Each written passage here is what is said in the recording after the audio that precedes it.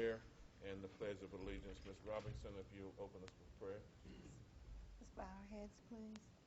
Our Father, we just thank you for this day that you've given us. And at the end of the day, Father, I pray that we have been a good steward for you and for your work.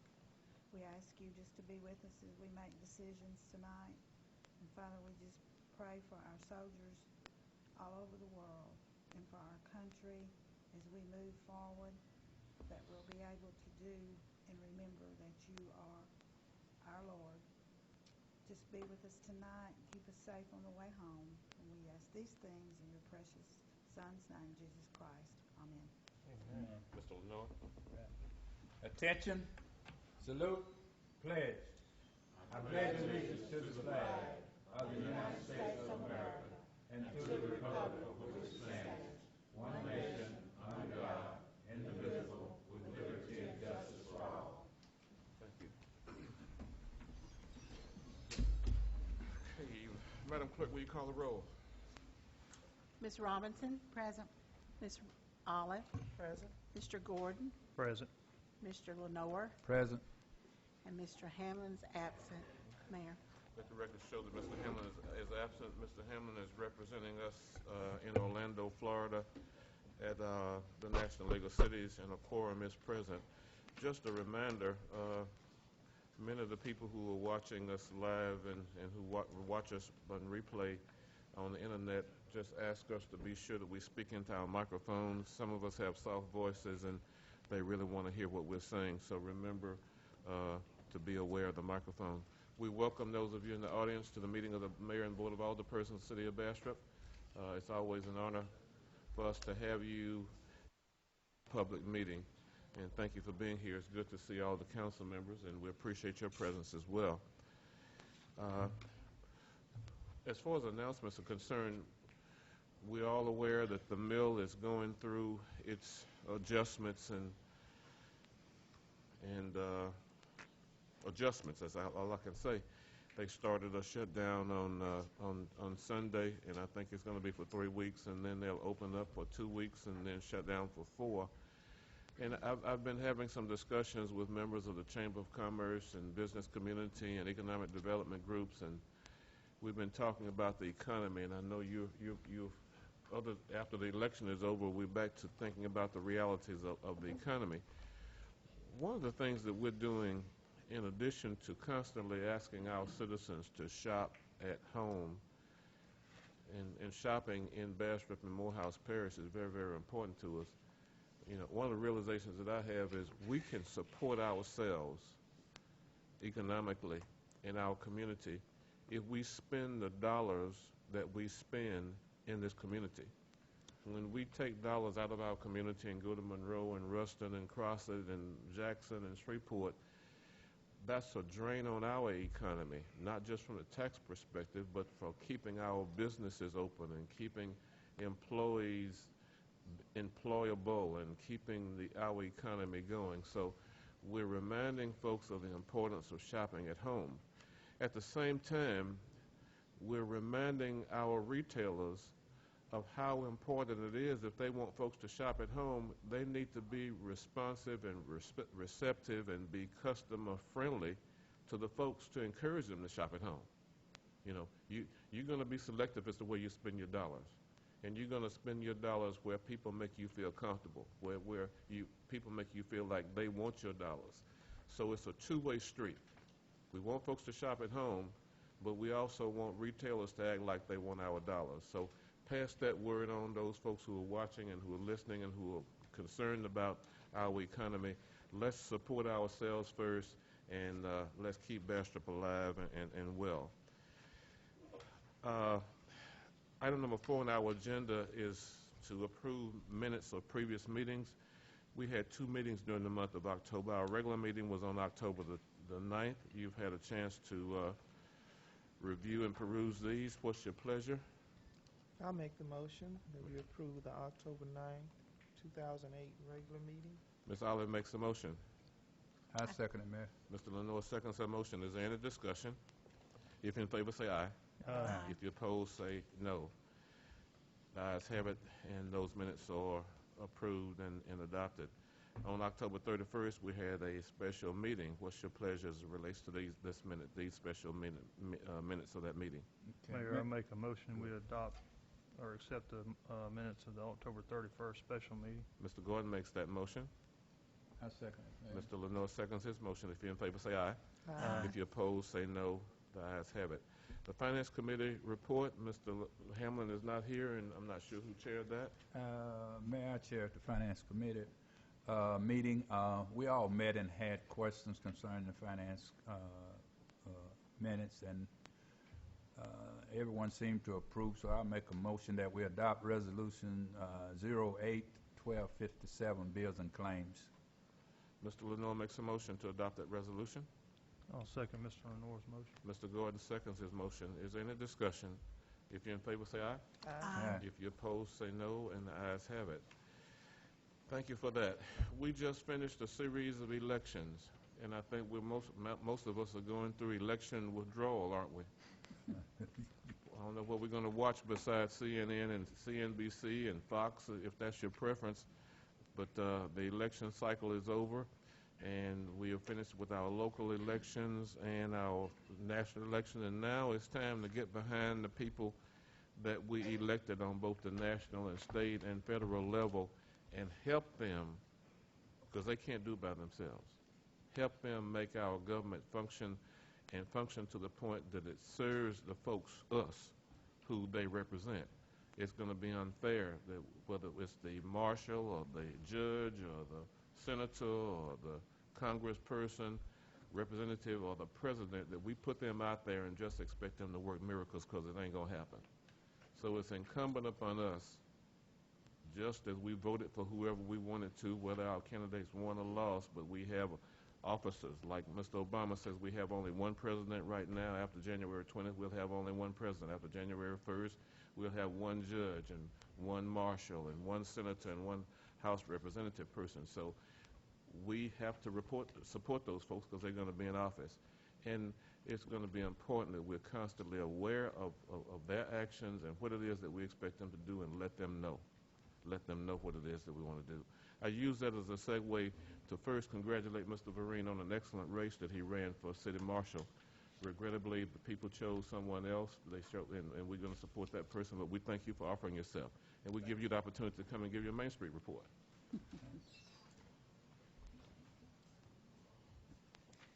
We've had a busy month this month. I think most of the majority of y'all were downtown for Which Way to Main Street, and folks got out for that, as y'all saw.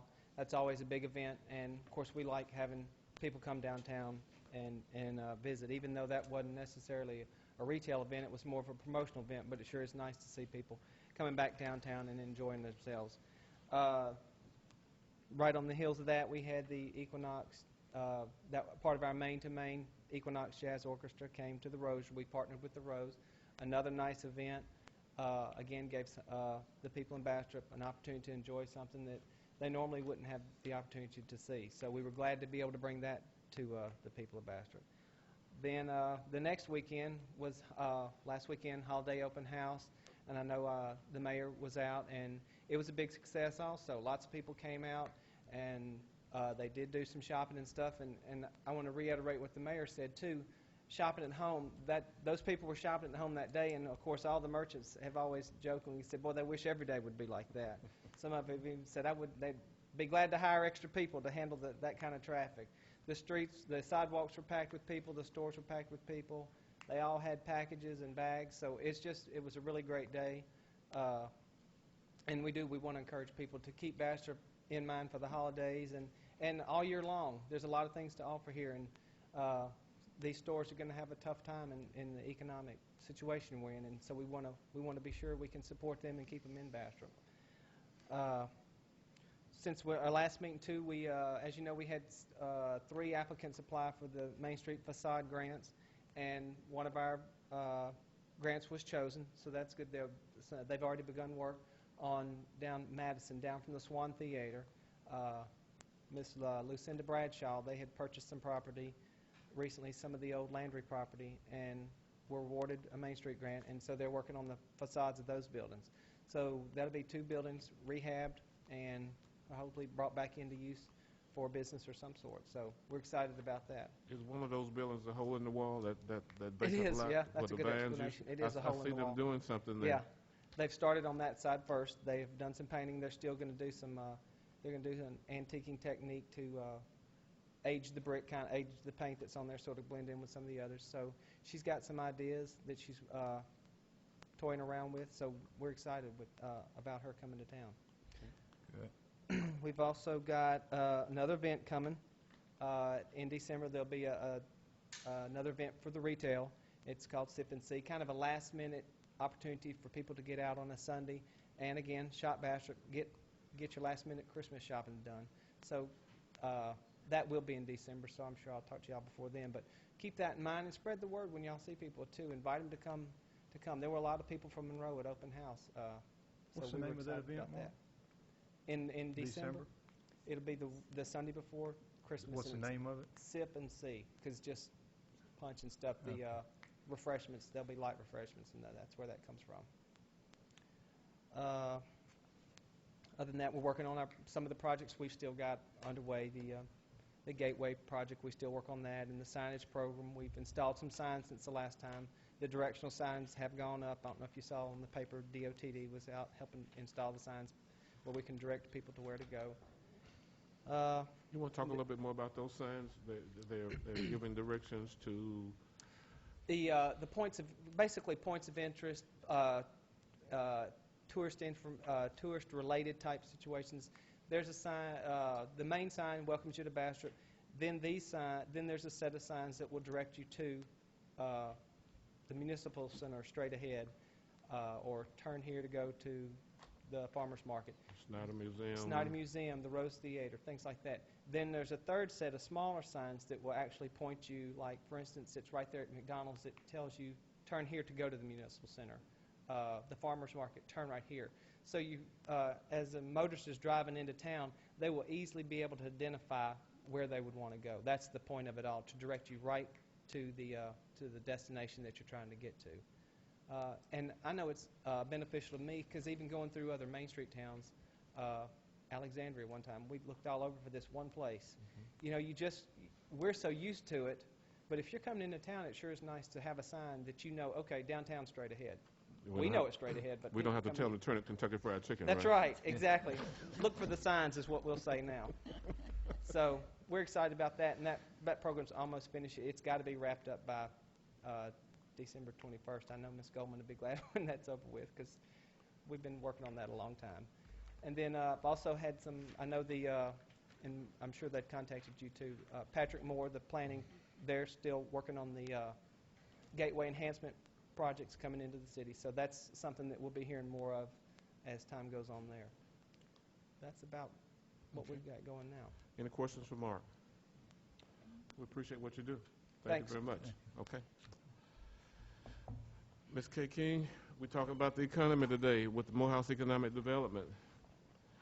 Thank you for being here.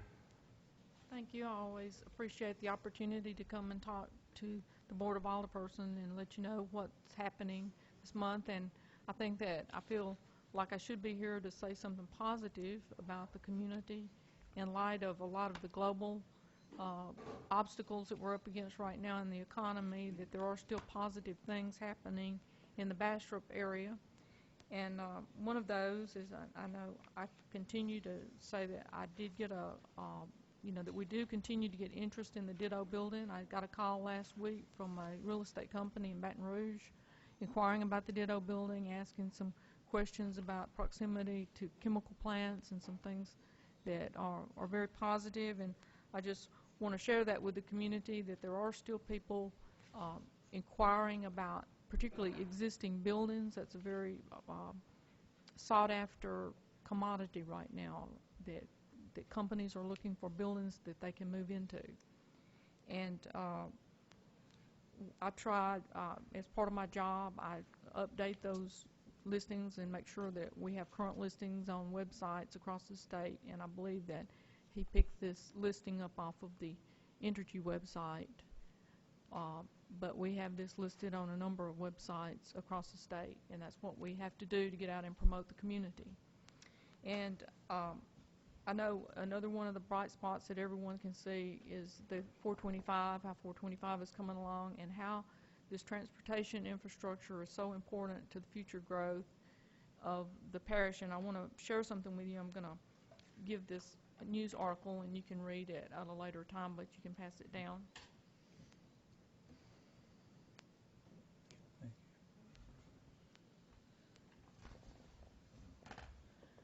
As another part of my job, I often read a lot of newspapers. I keep up with things that are taking place in the region, and I want to offer this as something very positive, because this is out of the Monticello paper, and it shows where they're signing the contracts for the actual construction of their entrance road into their intermodal transportation facility. Now, this is going to be at the intersection of the proposed I-69 and I-530 that is coming from the Pine Bluff area into this area, which is just west of Monticello and a couple of miles east of Wilmer.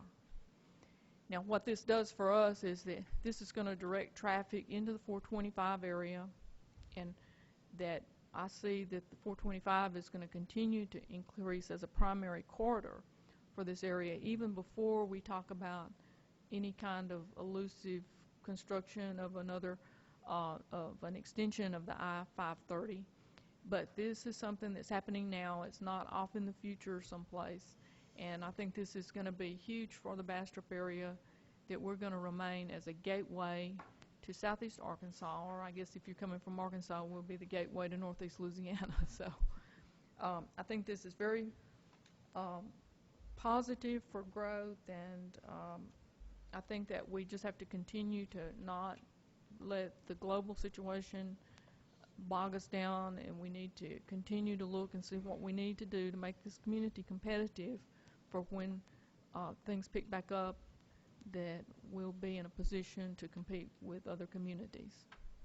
So I appreciate the time to come and talk. I'm not going to talk a long time tonight. Does anyone have any questions?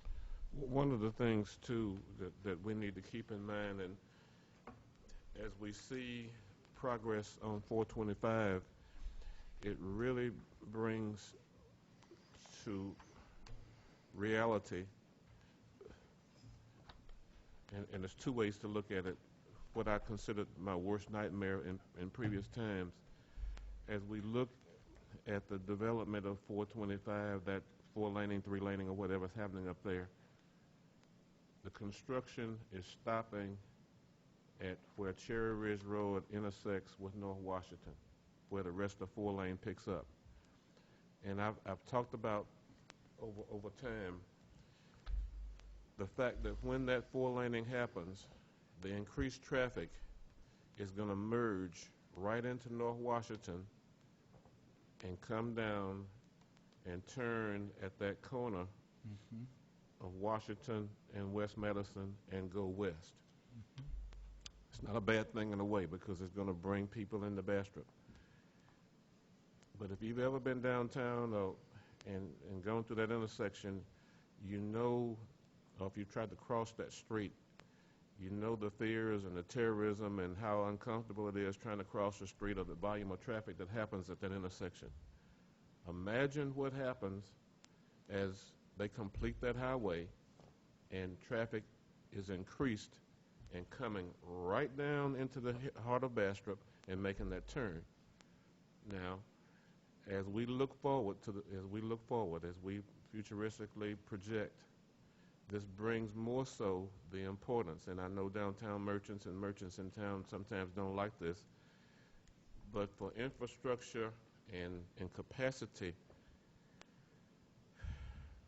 needs, realizations, is definitely pointing to some kind of alternative, some kind of relief. Imagine more 18-wheelers that are trying to go south, going to I-20, going to Mexico, going somewhere, more of them coming down and making that turn through there. And our discussion has been, and we presented it and talked about it, we presented to DOTD on the state level. There is somewhere in a dusty stack of papers an alternative route that takes off somewhere up by McWright or the cemetery up north and goes west and south, crossing Bonner Ferry, crossing Pleasant Drive, and intersecting back with 165 out by Point Pleasant. Whether we do it that way or do it another way, the option is to allow the increased amount of traffic that's going to happen with 425, whether that other spur happens or not. And the other spur is the DOTD and the state and the state of Louisiana and federal government are talking about, in addition to 425 being built, another highway being built that will either, there are two plans, either will come to and close to Bastrop or go out past Marouge and hit 425 and go and intersect with Delhi where that plant, what's the name of that farm?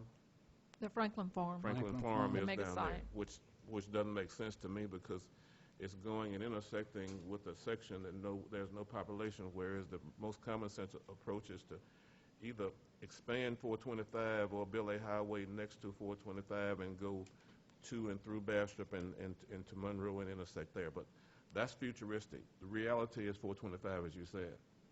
Yes, But sir. please keep in mind that if we don't dust off those plans that I talked about and get back with DOTD and start talking about an alternate route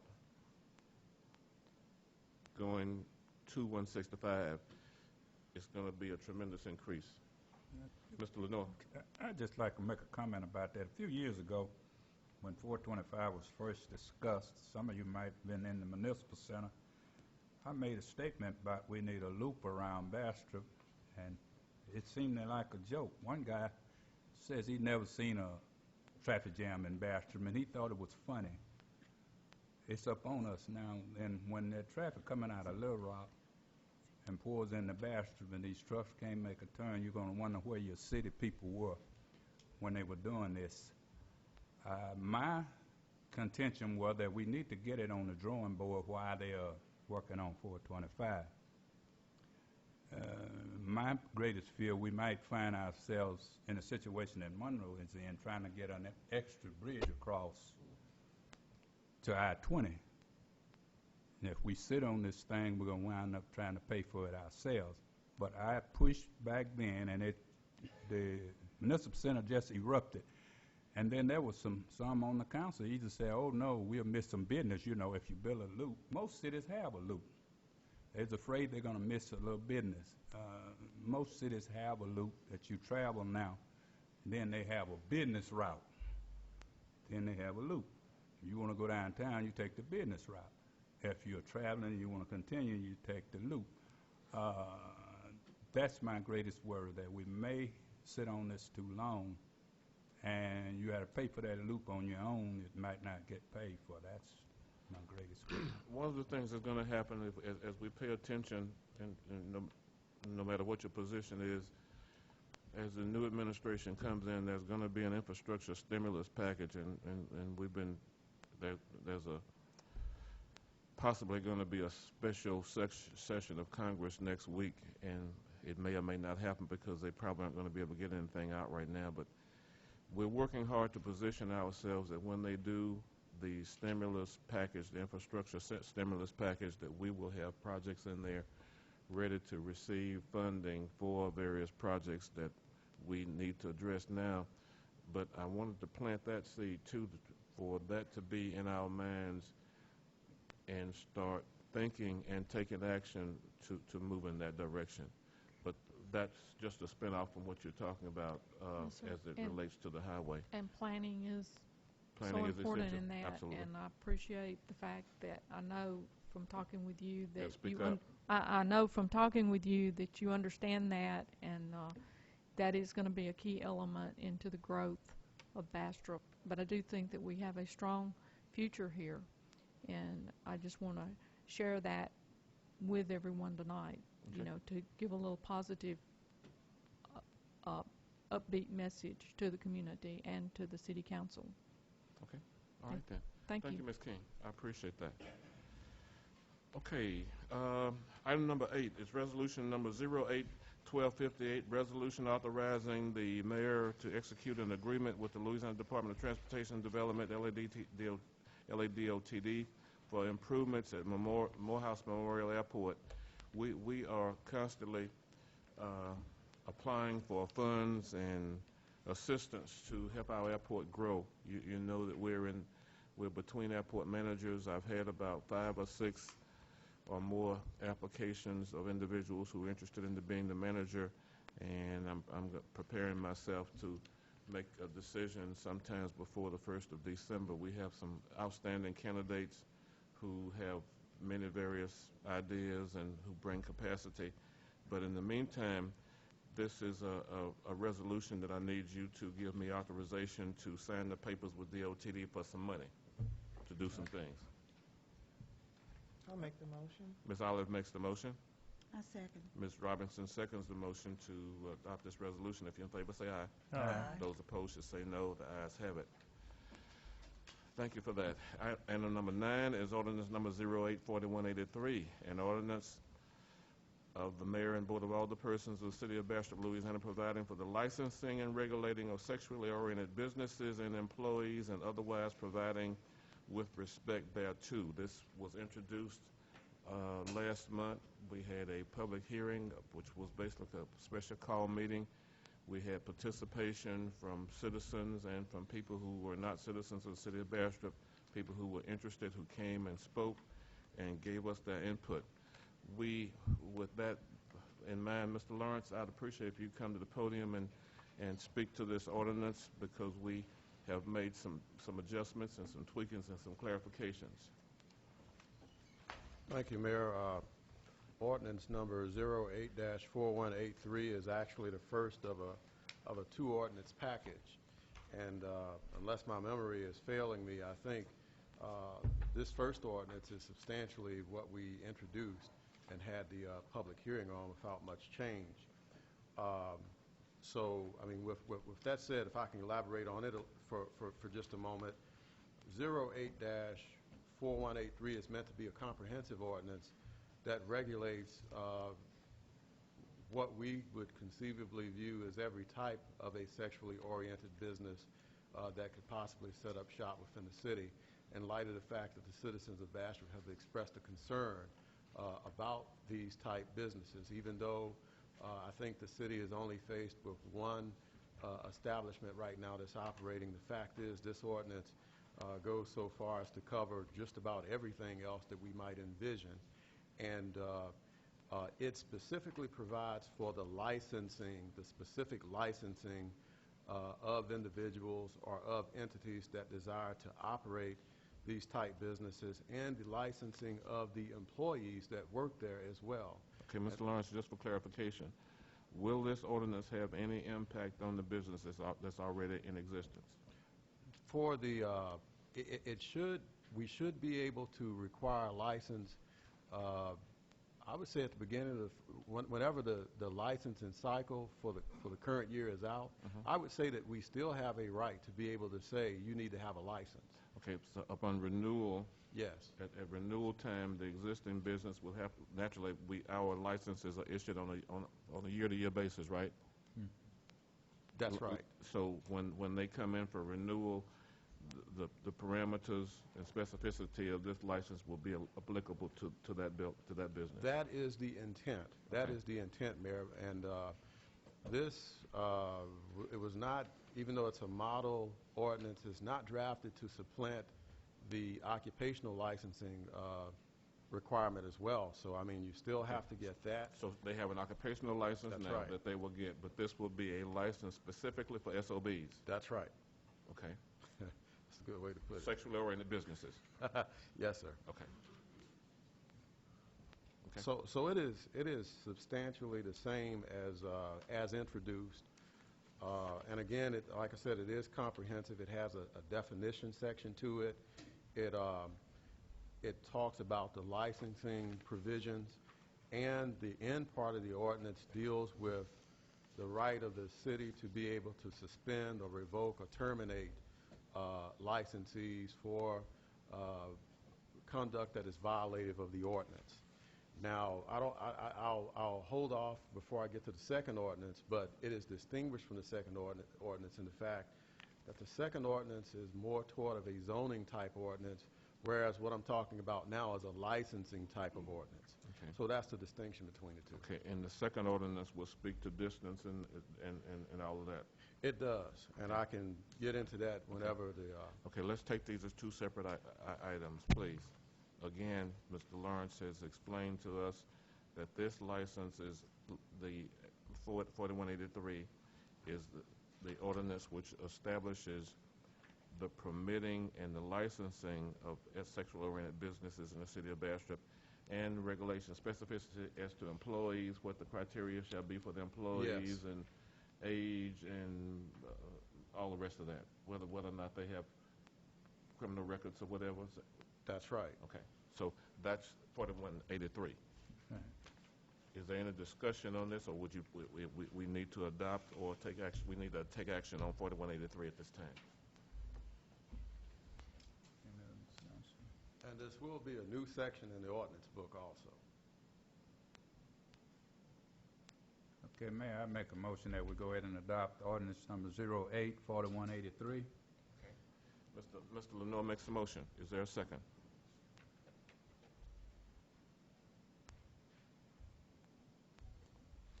Is there a second to Mr. Lenore's motion?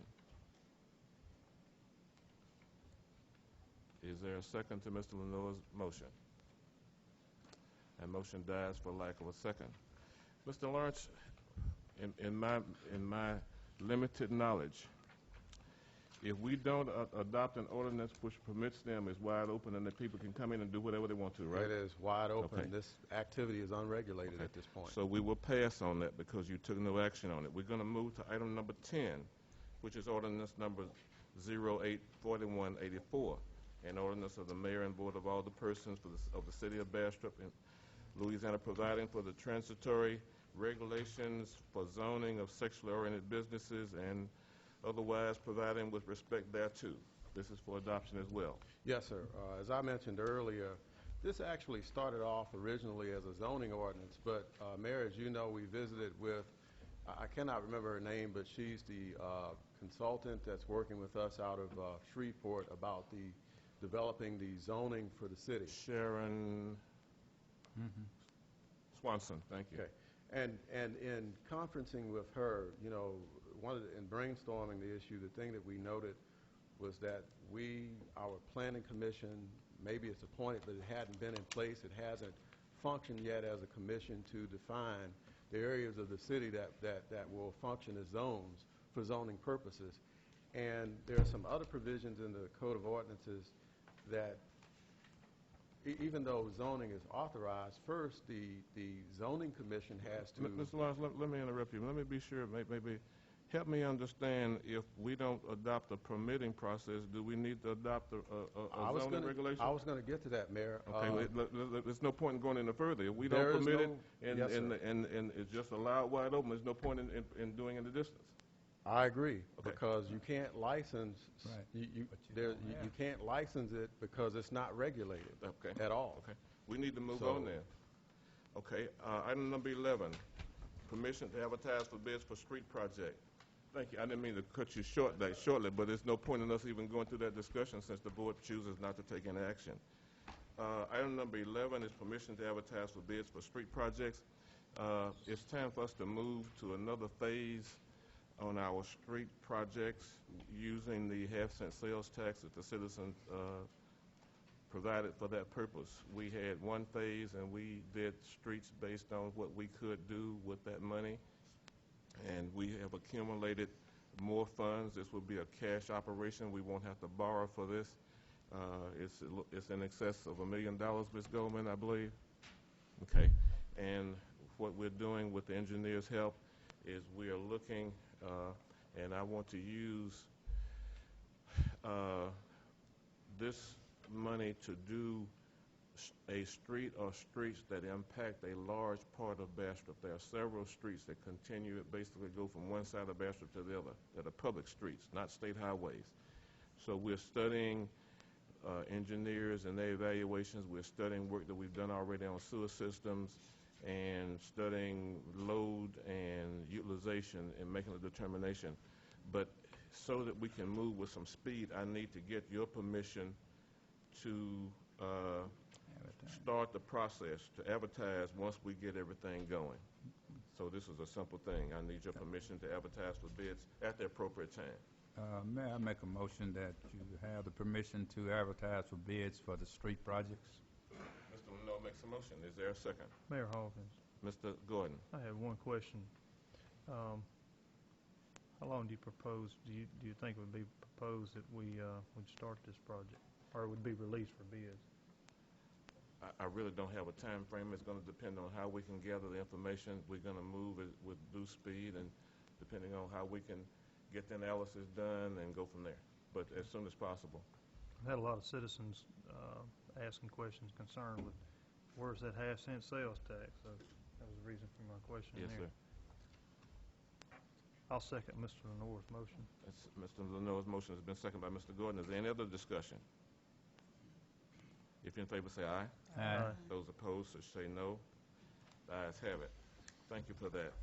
Item number 12, Mr. Richard Ridgel, Club Diamond, would like to come and speak to the Board of Alderpersons. Mr. Ridgel, if you'll come forward.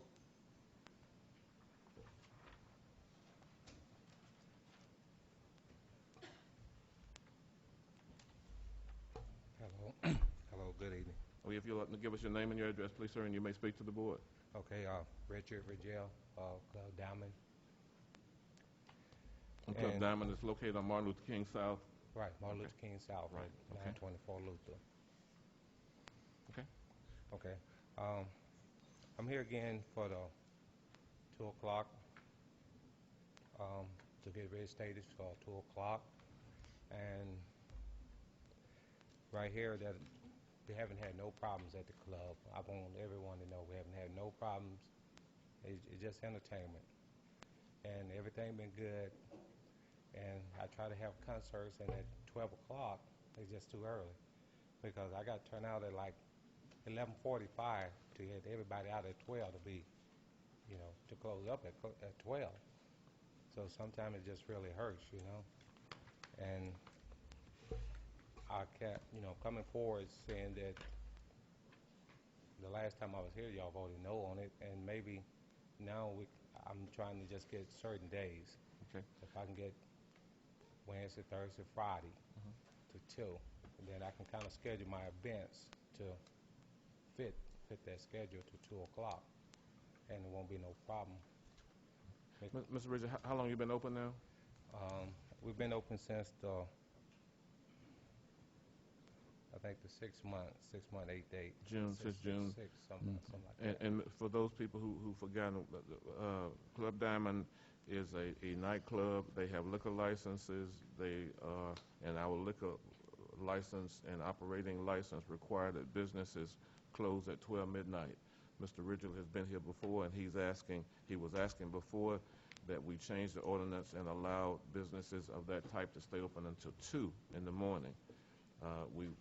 You voted no on that. He's coming back now, and he's asking that if we can, I think I'm hearing you correctly, you're asking to be allowed to stay open certain nights a week. Right, yes, sir. Yes, sir. For those nights, and Yes. I think you said too that you have events, and Right. the event starts at 8 or 9 o'clock, Right, and by 12, the event is just starting, people just coming out late, right. and you have to close. So for your business, that's not a good thing. That's not a good Okay, thing. and I'm not trying to put words in your mouth, but Right. we had this conversation before. Right, we did. So I want to be sure that the council understands what it is he's asking for. Mayor Hawkins, Ms. Olive. a few months ago, Mr. Hamlin mentioned a suggestion. Mr. Ridgel, you were here during Yeah. that time, if you recall. Yes, ma'am. It was in reference to permitting this business some hours, or a business such as this some hours on Sundays. Historically, we have found that certain activities escalate when establishments such as these are open beyond a certain limit of time. So, in bringing back what Mr. Hamlin said, I'm going to suggest that we consider the Sunday, but to not alter the 12 o'clock closing. Okay. I have something to say too, Mayor. That's in the heart of my district. Mr. Ridgel looked like a very young man, and I don't believe you're aware of the problems we had before when it was open until 2 o'clock. have some deep reservations. I'm not 4 blocks away. Right. And you say you have not had any problems. I believe you. Right. The problems right. come after you turn out. And You can't follow them home. right. They boom. They meet up on corners. They fire off guns. And I'm not lying. Tell them to come park on Lee Street. Down at that dead end, we hear gunfire. In my instance, at my age, once you start hearing gunfire, then we're going to have a tragedy later. They just practicing it. Right. I have a grave problem with it. I get all the boom boxes when they turn on the corner. See, once you close your door, where you live, Mr. Reason? What was your address? My address is 1307 Martin Luther King South. I live real close to the club. Okay. So, Once you close those doors, that's when the problem starts. I don't believe you have a whole lot of problem on there. You're going to have security. It's going to be watched. I believe that. I sympathize with you. The problems start after. You tax our police officers. They run around all night putting out these little fires on every corner. That disturbs me. When somebody calls them at home and really need them for a situation, we chasing down kids who carrying on foolishness. I'm bothered by that. I have a problem dealing with that. I want to try to work with you, but at the same time, you got to understand what the community is going through. well, And, we can't have people terrorizing the whole community. Drive by Dunbar Library, they got a fence around it. Whenever you've seen a fence around a library, and that was simply because they pile up there. Irving White has closed his store now. They pile up there. My chief kept saying, Mr. Noah, somebody's going to get hurt. Kept warning me that somebody's going to get hurt. And I'm disturbed by that. See, once you leave there and you go home, it's not your problem. It becomes Chief Walker's problem. And he has to chase down. So okay. I just still can't With support it. In my deep gut, I just can't support it. Even with the piling up, right now, we haven't had that incident. And thanks to, the Bastrop Police Department and the Sheriff Department, anybody that hangs around there, which I have in the support report, we call, and the problem is taken care of. When people leave there, we kind of cater to an older crowd. We don't cater to the younger crowd. And I haven't had no problems with that.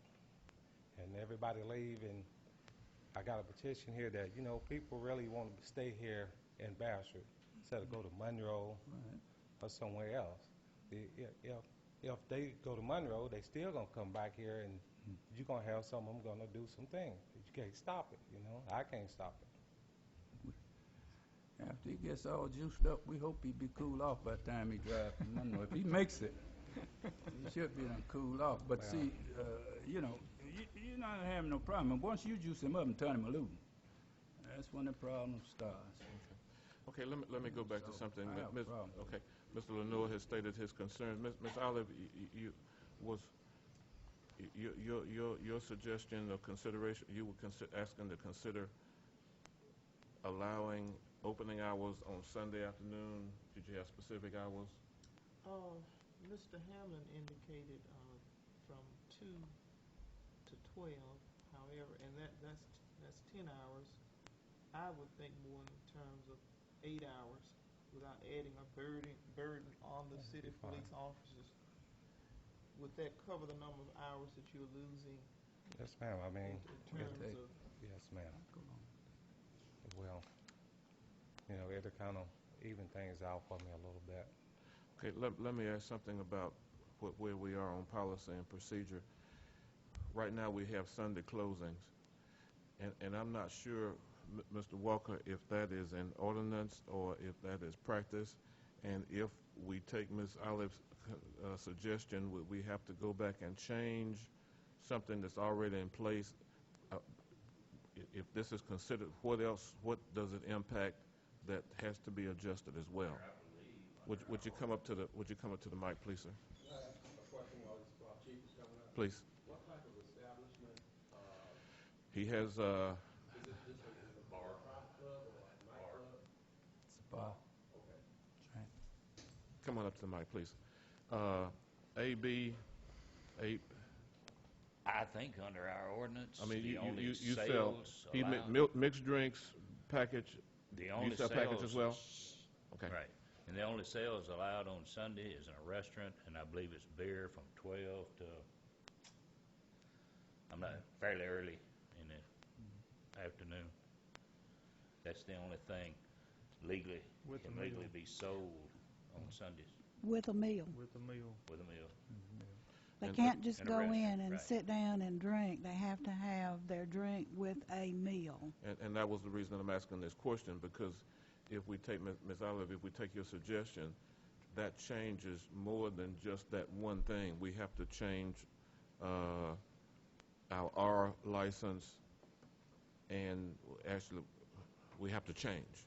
So, and not stifling the discussion, but as we talk about this, we need to realize that we're changing significantly our beverage licenses, and it won't be just for his business. It'd be for everybody. Anybody that wanted to, if you changed it, then. You know, you're going to be looking at retail. Mr. Lawrence, you need a mic, or you need to come over here, please.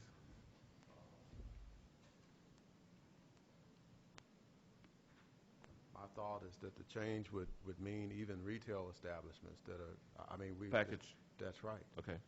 I mean, I don't know how you accept that at this, accept them out of whatever change. So if we allow him to be open in the afternoon, then Rite Aid, Walgreens, Super One, Walmart could sell package on Sunday as well. Yes, sir, because this gentleman is selling package, from what I understand, as well as consumption on premises.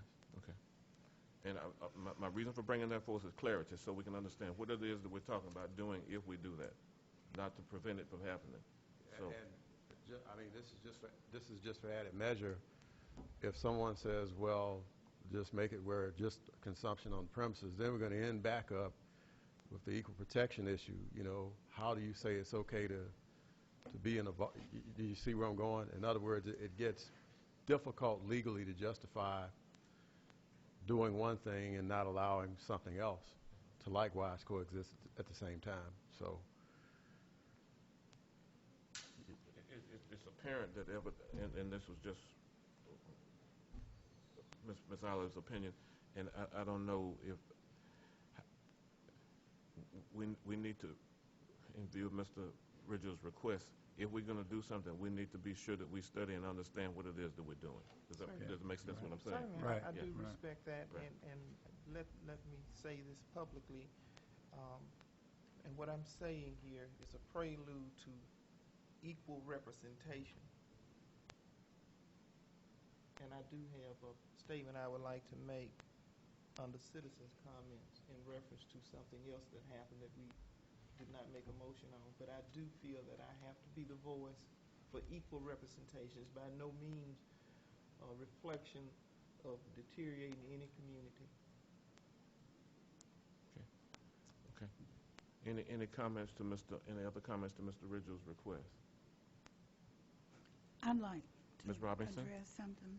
Mr. Ridgell, I looked at your petition, and while I agree that petitions probably do a good thing Okay, sometimes, Ms. Robinson, please speak up. there are names on here that are written in the same handwriting with the same address, so without knowing these people, it's kind of evident. And sometimes people can just come in and sign things. Right. This doesn't mean anything to me. Okay, well, And I know that you're trying to run a good business, yes. but I just think it's opening up too many cans of worms that we've put out in the last few years. It's not just your place. When they leave, they go, the police department, and we're so short right now. The police department, and I talk with our police officers as much as possible to know where they're coming from, what do they need, even though we might not be able to supply it. But I also know that when they leave, even when they come in from the parish at 2 o'clock, it is a problem all over town. It may not be you, but by consuming alcohol, some people don't know how to act when they leave. They don't know when to quit. And it makes a problem for citizens that are trying to stay away from that sort of thing. And if you're driving down the street at 2 o'clock in the morning and somebody's drunk, and how many times do we pick up the paper where a person has been killed by a drunk driver? Okay, that is true. Can I express one thing? Please. It's just like my club and the club outside the city limit. The same people going, they're gonna come right back to the city limit.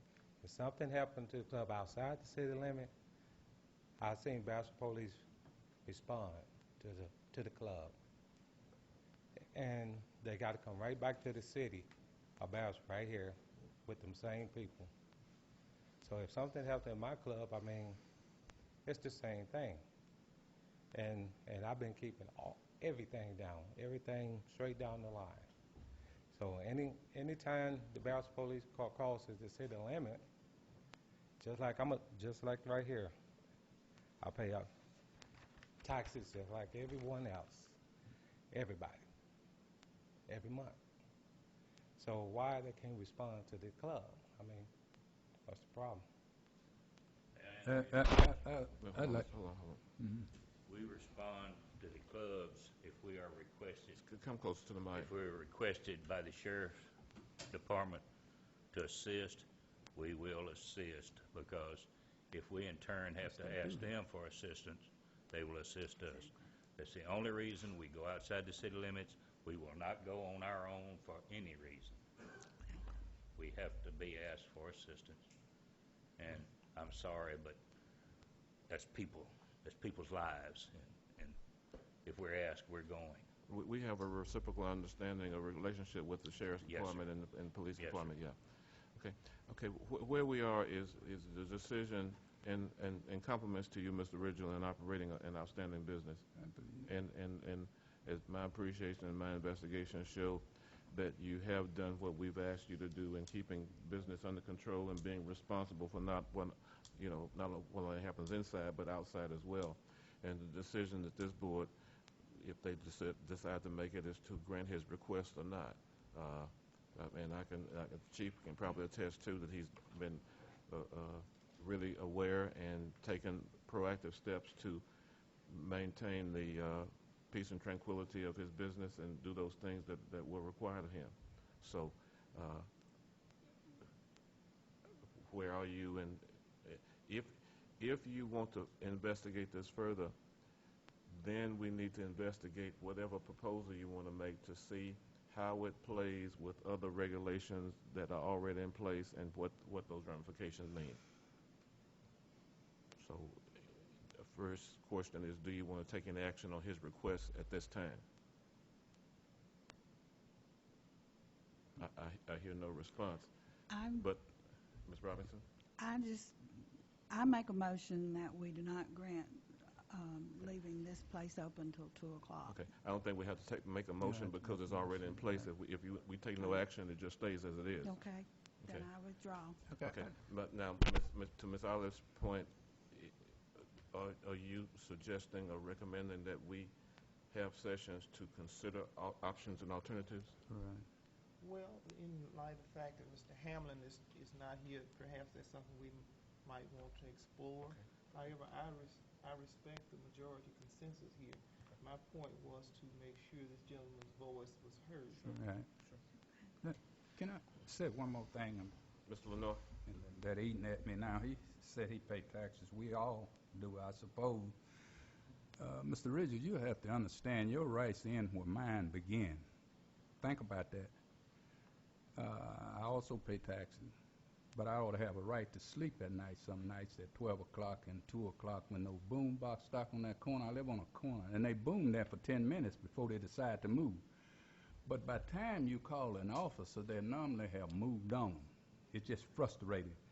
And they have something in their cars. I don't know what it is. I was looking at one of the commercials one night. It says, if your windows are not shaking, then you've been taken. My windows literally be vibrating. And I'm just going to be honest with you. I sympathize with you. I want to work with you. I really do. And I'm really honest about that. You seem like a nice young man. I don't have any problem with you. I don't even know you.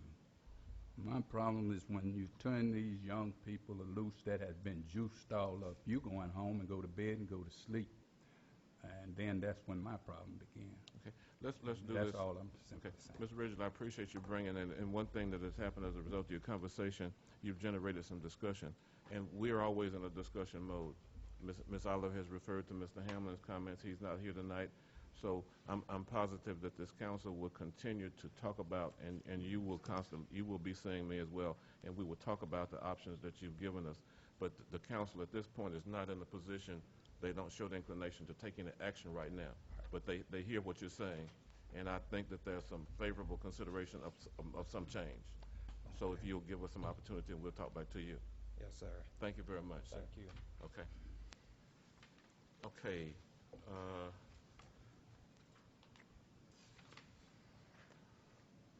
Chief? Yes. You have any liquor licenses? Yes, sir. Okay. Here I have 19 applications for renewal of liquor license and one application for Okay. a Let me, gentlemen, there was somebody who was standing who wanted to say something. We have a spot on our agenda for citizens' comments, and if they want to say something, we can allow them to talk at that time. If you tell him if he was waiting to say something, please, sir. Okay, Chief, continue. Yes, sir, and we have one application for a new license. Okay. The new license is, If you just have a seat, sir, and we'll do something called citizens' comment. If you'd like to speak, you can come and speak at that time.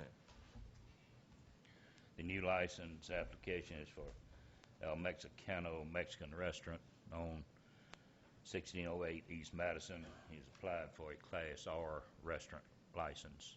Is that the old Pizza Hut? Yes, sir. And Yes, the sir. new Mexican restaurant is open new there? owners, yes, sir. And he's applying for an R? Yes, sir. Now, he has to get his basic license as well, or is it? No, sir, the R license allows him to sell mixed drinks, and the same license that the previous Okay. operator had. This is licensed on premises with mill, Yes, sir. and we have the prerogative to audit them to be sure that 60% of their revenue is generated from the sale of foods. Yes, sir. Okay. Yes, sir. They meet the criteria? Yes, sir. I recommend that we approve that license. Okay, all right. Mr. Walker recommends the approval of this license. I make a motion, Mayor, that we approve this license. Mr. Lenore makes the motion. I'll second. Ms. Olive seconds his motion. If you're in favor, please say aye. Aye. If you're opposed, say no. The ayes have it. Okay? All right, so the 19 renewals have Hughes One Stop, 1233 North Washington, Class A beer license off premises. Of Hester's Jiffy Pack, 741 Collinston Road, Class A beer only, consumption off premises. American Legion Veterans Private Club, 2324 and 1/2 East Madison, Class B private club license. Johnny's Pizza House, 1601 Park Loop Road, Class B beer only, consumption on premises. Johnson's Bar, 901 Pleasant Drive, Class B, consumption on premises. Specialty Daiquiris and Spirits, 1923 North Washington. It's a Class B license, consumption on premises. Walmart Supercenter, 6901 Highway 165, Class A, off premises only. Package. Okay. Rite Aid, 727 North Washington, Class A, off premises package. Fiesta Linda, 1065 East Madison, Class R restaurant license. Stop and Save, 1405 South Washington, Class A, off premises only, another package store. Club Diamond, 924 Luther Street, Class B, on premises consumption. ANC Quick Pack, 9505 Carbon Plant Road, Class A, off premises package sale. Chevron, 1630 East Madison, Class A, off premises. Kangaroo Express, 1514 East Madison, Class A, beer only, off premises. Handy Stop number 1, 1610 West Madison, Class A, off premises only. Zeke's Place, 432 West Madison, Class B, on premises consumption. Stop for You Incorporated, 1920 West Madison, Class A, off premises only. Pinky's Quick Stop, 1013 Arant Street, Class A, off premises only. Supermart 2, 1920 North Washington, Class A, off premises only. And I recommend we renew these licenses. Again, these are all renewals. These businesses have been in existence, and their licenses need to be renewed. And this is a calendar year license. Is that correct, staff? Yes, sir. Okay. They're due by January 1st. Okay, all right. And they meet the criteria? Yes, sir. None of them have presented significant problems? No, sir. Okay. Members of the Board of Alderpersons, you have these licenses for renewal for consideration or action. What is your pleasure? I'll make the motion. Ms. Olive makes the motion to approve these renewals. I second it, Mayor. Mr. Lenore second Ms. Olive's motion. If you're is there any other discussion? If you're in favor, say aye. Aye. If you oppose, say no. The ayes have it. Thank you, Chief. Okay, this is the opportunity to, well, is there any other business to be brought before the mayor? But we don't have an expanded agenda. Is there any other business to be brought before the mayor board of all persons? Mayor Hawkins, I would like to address the two items. And do we need to expand the agenda to go back to that, or what would be the protocol on that? These are The 9 and 10. okay. No, we want to revisit already on the agenda. There's no need to. Right, I don't see a need for expansion Right. of the agenda since Right. they're already on there, so Okay. We revisiting. we can address Okay. Okay. Ms. Olive. Okay. I've received concerns and calls in reference to the distance, and I think we did not take an action because we felt in accepting one, then what about the other? But the distance of the sexually oriented business and moving that from instead of 1,000 feet, 2,500 feet.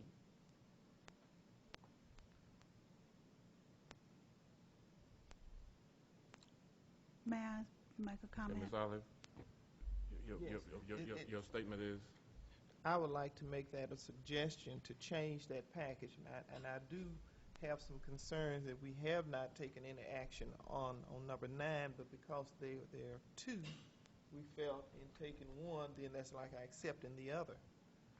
But at the same time, I do have reservations that in not taking any action, are we leaving ourselves open for other things to come in and just operate without any regulation?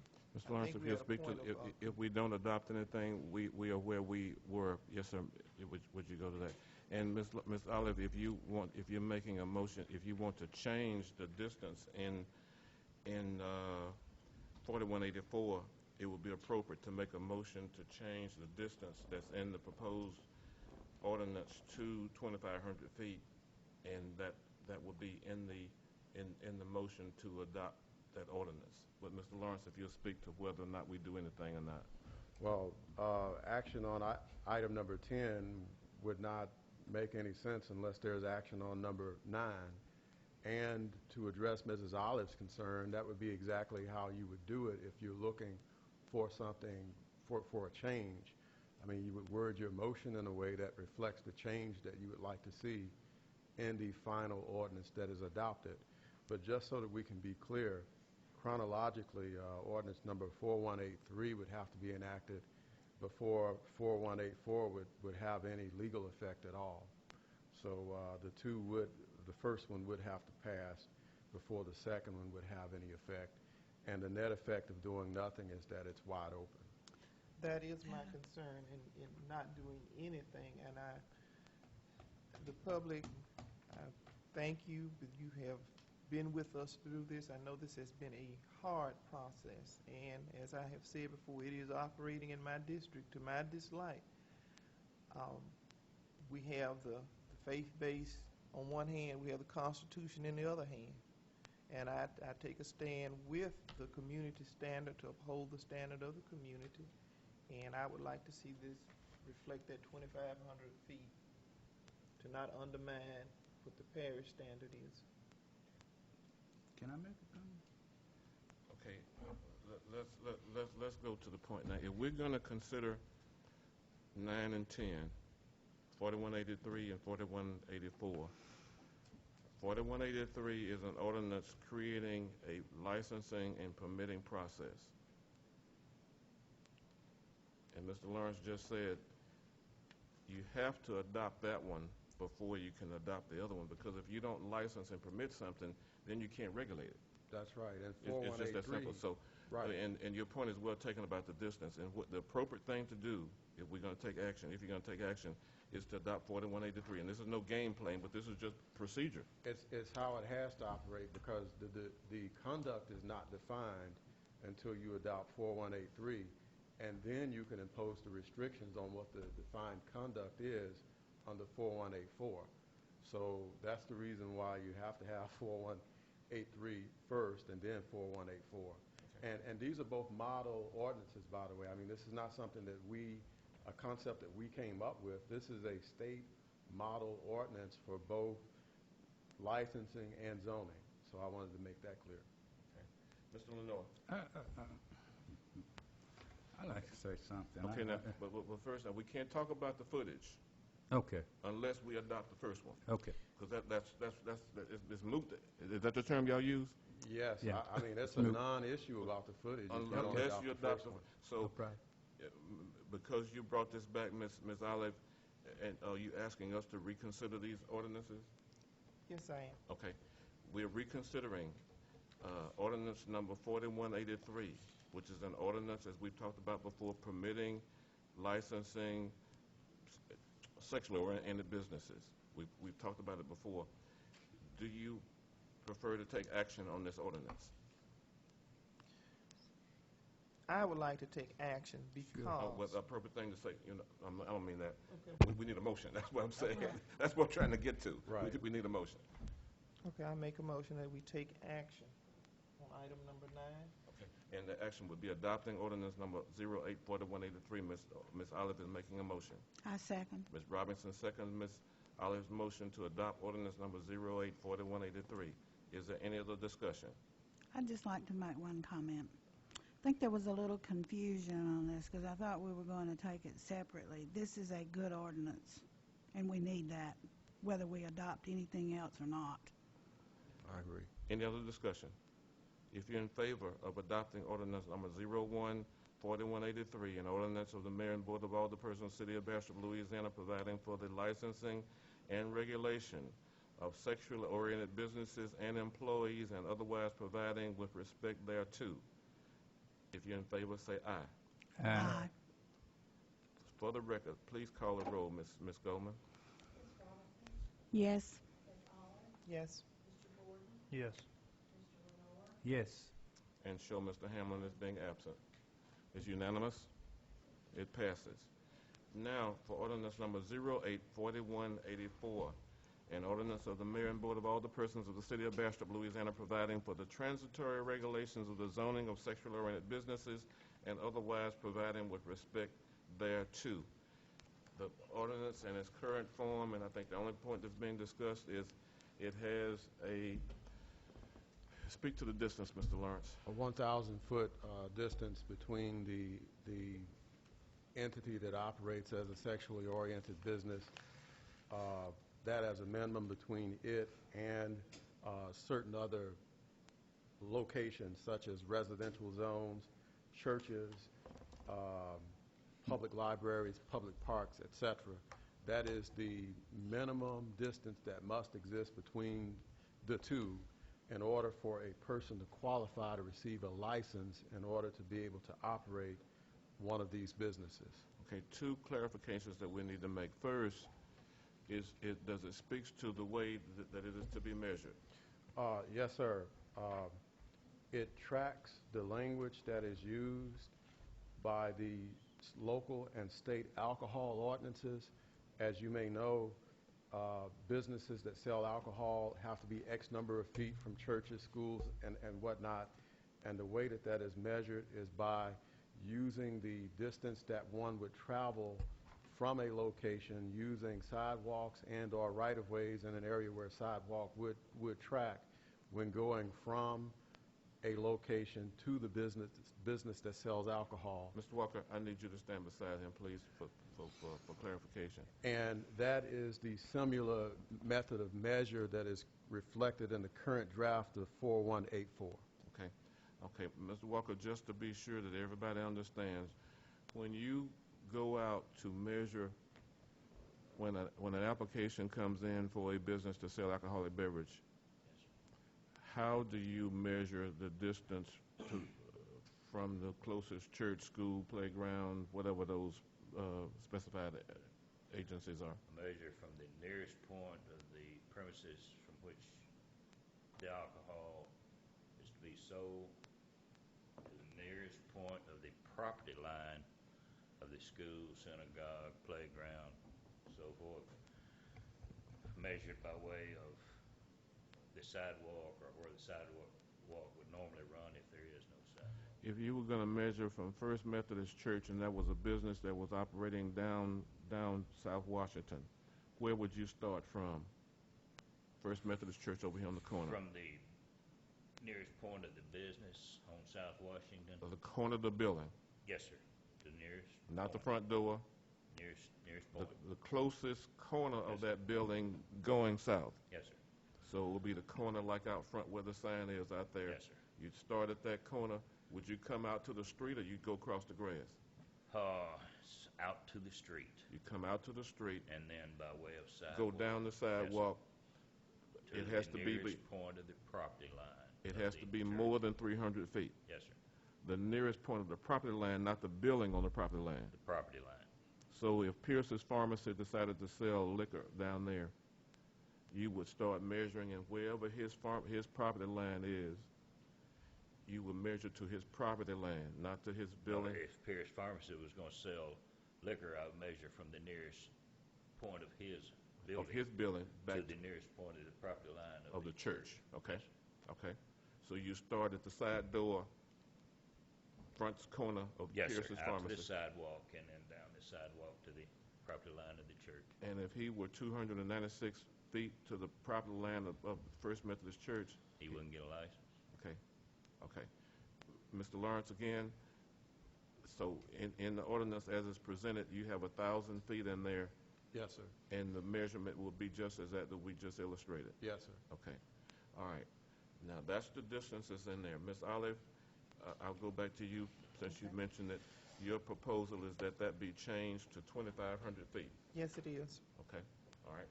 And that is that a motion? I'd like to make that as a motion. Will you give us a little chance to discuss first? You want to discuss now? You want to discuss in the discussion I'll board? discuss after you call for discussion. Okay. And she has a motion, and we need to get a second if we're going to discuss this. I second. Ms. Robinson seconds Ms. Olive's motion. Okay, we're open for discussion. Mr. Lenore. Mayor, I just like to make a comment. You know, that sounds good. This thing hadn't just started being fought in Bastrop. It's fought all over this country. You might as well just put a circle around Bastrop. It started at the courthouse and just circle the whole Bastrop. And let's see what kind of house you think you're going to get into. You're going to have some real problems. You're going to have some worms come out.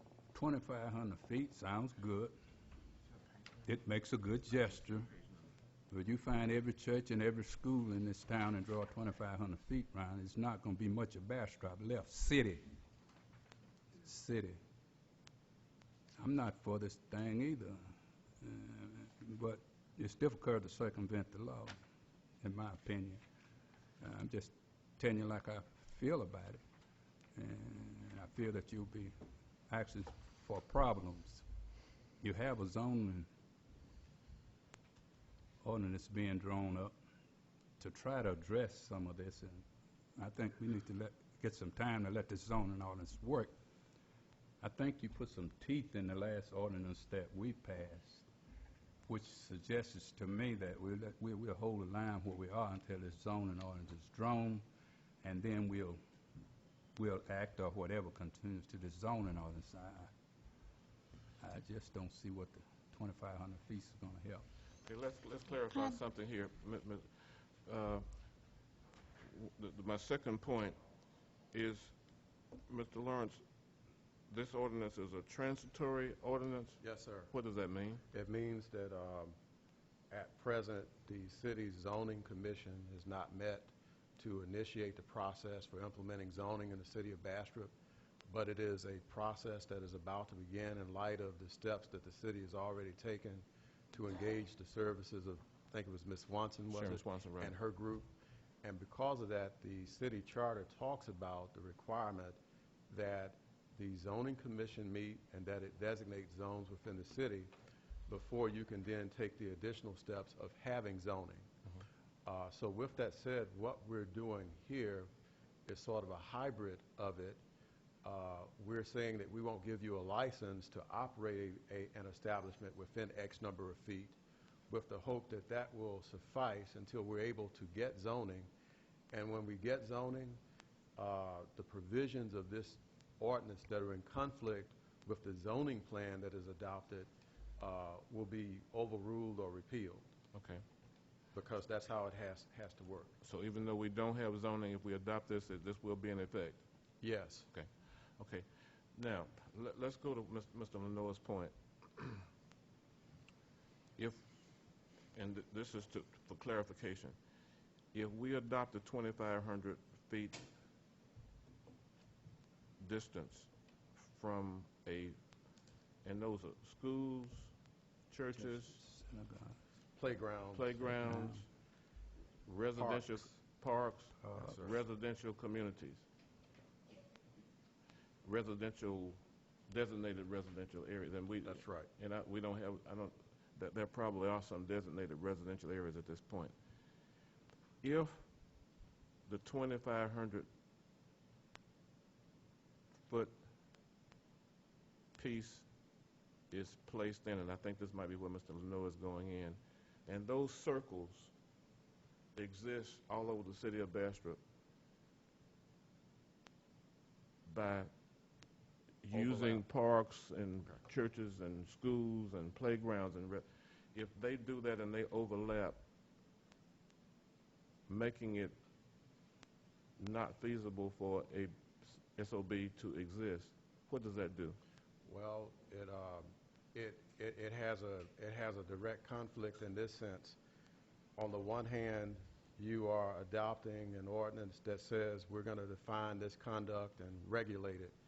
Then in the next ordinance, you're saying we're going to make it where we won't have any of these businesses.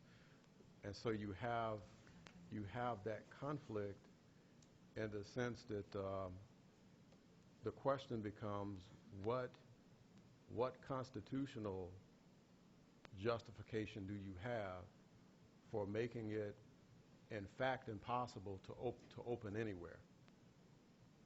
In other words, it could have the net effect of having it where no place can open because every place within the city is too close to something, where the distance requirement makes it impossible for that type of business to open. And when you have that happen, if that happens, then that prospective business owner then has a constitutional argument where he or she or it basically says, well, wait a minute, it's impossible for me to engage in a First Amendment activity or engage in an activity that is otherwise lawful, and we don't know what the constitutional justification is, not what the faith-based or personal or other justification is. We don't know what the constitutional justification is, and the constitutional justification always has to be health, safety, and life. And I mean, that's what the Supreme Court says. When you're talking about a deprivation, it has to be health, safety, or life. In simple terms, we will have denied that business its constitutional right to exist. That's the argument that will exist. I'd like to say something. Ms. In Olive. all due respect to Mr. Lawrence, thank you for your legal advice. You brought out a very good point. That is why we were resistant about voting on it initially, because we did, or at least I had some reservations about the distance. And then the second point that I would like to make, what my motion was more than just a goodwill gesture. I would not undermine the general public by just throwing something out. I have listened to your concerns, and I have heard your concerns, and I have made every effort to make your voices heard. I think we do need to maybe statistically look at parks, schools, library, and at least consider that. And if we find that we have circumvented the law by doing so, then we'll make the necessary changes. Mayor, could I say something? Ms. Robinson, yes. I checked this afternoon. 1,000 feet is .189 miles, or 2/10 of a mile if it's measured as Chief Walker has said. That's 2/10 of a mile for 1,000 feet. 2,500 feet is .47 miles, or approximately a half mile by a few feet. So we're not talking about a great distance here. It's not like it's going to be 2 or 3 miles.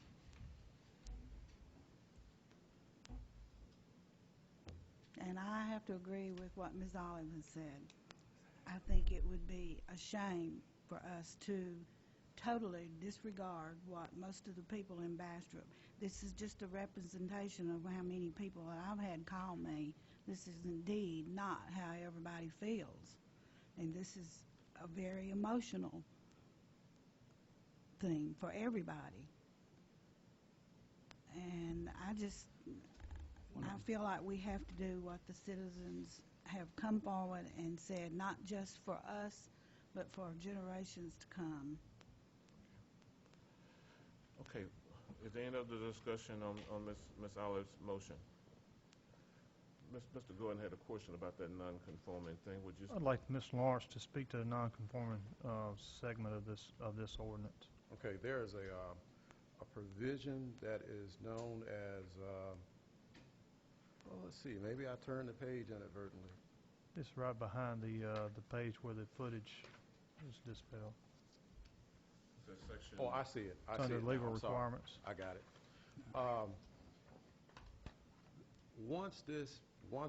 If this ordinance is adopted, the question becomes, what happens to those businesses that don't meet the requirements, the minimum distance requirements? And the answer to that is to have a provision in this ordinance that gives them the opportunity to, quote unquote, recoup their investment before they have to go out of business. Because, in other words, in this section, it says that if there's a non-conforming business as of the date that you adopt this ordinance, that business will be able to remain in business for a 3-year period, to be grandfathered, so to speak, for a 3-year period. And after that 3-year period, they have to cease operations. And one of the things that I used as an example in some of my discussions with you is video poker. You know, the state first licensed and authorized video poker. And then all of a sudden it passed a law that made it a local option, and it made it possible for places like Morehouse Parish to say, no, we don't want it. Well, when that happened, it wasn't where the next day after the election everybody had to shut down, but it was a period of time after that everybody had to shut down. And the point is, this gives a brief period for a non-conforming business to be able to recoup its investment, shut down, go elsewhere, or do whatever it is that it's going to do in order to be able to open and operate in a place where it is conforming. So that's what this is an attempt to do, because what you have is a taking. You have a taking. You have which is a constitutional issue. It's in criminal law we call it an ex post facto law. When you adopt a law which makes something illegal that yesterday was legal, And one of the ways to cure what the issues would be in doing something like that is to have it where the business can recoup its investment, then have to go out of business. And Doug, that non-conforming would apply to the whole ordinance, not just the footage, correct? Yes. Any part of it? I mean. Yes. I mean, it would apply to anything that you could deem to be a non-conforming use. And as you know, I mean, it's the ordinance is quite comprehensive in defining things. So yes. Right. What does this do? What does this ordinance? And I want to be sure that we all understand. The red door is in existence now. These ordinances, we've adopted 83 and we're talking about 84. What do these ordinances do to the red door and its being further permitted? After the adoption of these ordinances, depending on what first of all, in terms of the licensing provisions in the first ordinance that you've already adopted, it says that they have to be licensed, that they have to meet the licensing requirements. But secondly, in this section under the new ordinance that we're talking about now, whatever the final distance requirement is that's going to be imposed, we're going to argue that it's going to be applicable to them. And so it becomes a question of measuring from their location to whatever the nearest other location is, that's a playground or a school or a church, whether or not there's a distance implication there. And if there is, the question then becomes, is it a non-conforming use? And if the answer to that is yes, we're essentially saying to them, you know, you have at least 3 years to be able to operate and to look and to find somewhere else or to do something else. I mean, that's the intent here. I have to say to you that there are some instances where there's a counter-argument where people can say, well, we were here first. We can operate into perpetuity in the future. You can't put 3 years on us. So that's something. This is intended to show and demonstrate that the city is being fair in the sense that if you are all of a sudden non-conforming, we're doing something as an overture to be able to let you recoup your investment. Mr. Long. I want to be sure that then the city will have, if this ordinance is adopted and in January or whenever the license is renewed for the red door, if they are more than, let's say, 2,500 feet is the piece that's in here that passes, if they are less than 2,500 feet from a park, yes, which in reality they probably will be less than 2,500 feet from Clark Lee Park down there. I'm not sure. I'm not good at estimating distances. Chief, you know what I'm talking about? So that would make them non-conforming. yes. And where I'm going is the fact that they were here already makes them still have to abide by this? What about the ex post facto things you just talked about? That's going to be a point of contention there. I mean, from our point of view, I think that the 3-year period or the 3-year recoupment period is a step by the city to attempt to show good faith. You know, we didn't just tell you to go out of business right away. We recognize the fact that you were here, and we recognize you have constitutional rights, and this is a transitionary thing that we're doing in light of that. But that counter-argument does exist, and I did share an example of a matter that I was involved in elsewhere outside the city of Bastrop. That was a parallel deal where you had an establishment selling alcohol that was next to a school. And in that scenario, because they were there before the school was, they're able to sell alcohol there forever. As long as they meet the other requirements? That's right.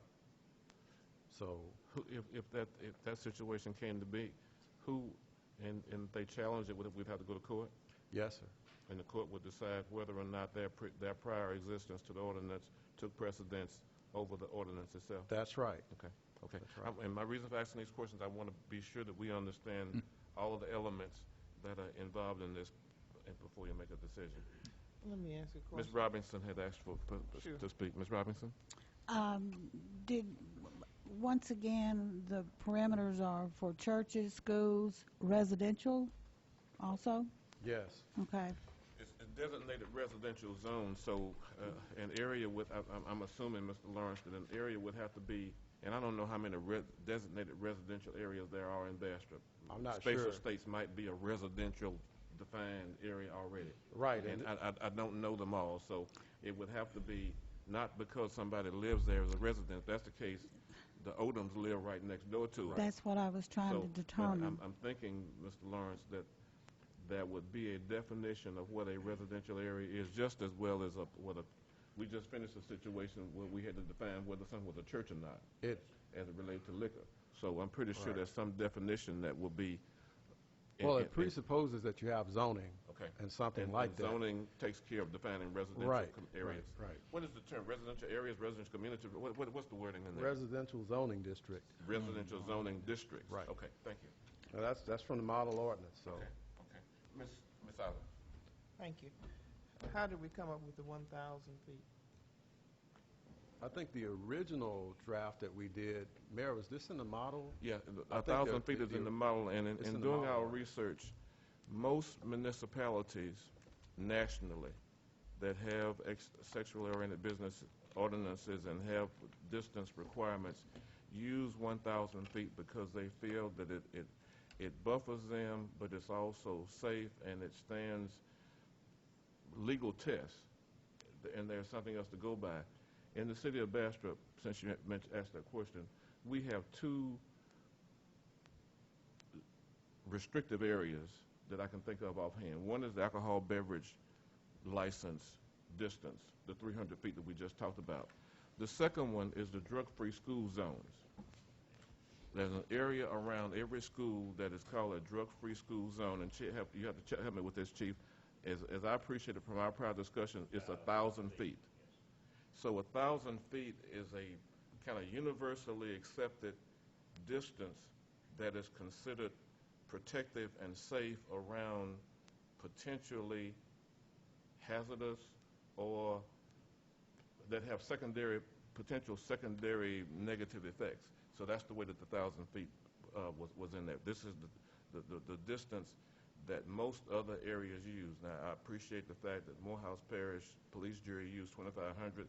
I don't know how they got to 2,500, but the model for LMA, for other states, and the package that I gave you initially, I think, Board of Alderpersons, and we used, that was compiled by the advisor who conducted the workshop from the LMA, had the 1,000 feet, and then they discussed that it should be a minimum of 1,000 feet because it provided the protection and the buffering that was necessary. Right. So it's optional if you decide on 2,500 feet, and that's just what you decide on.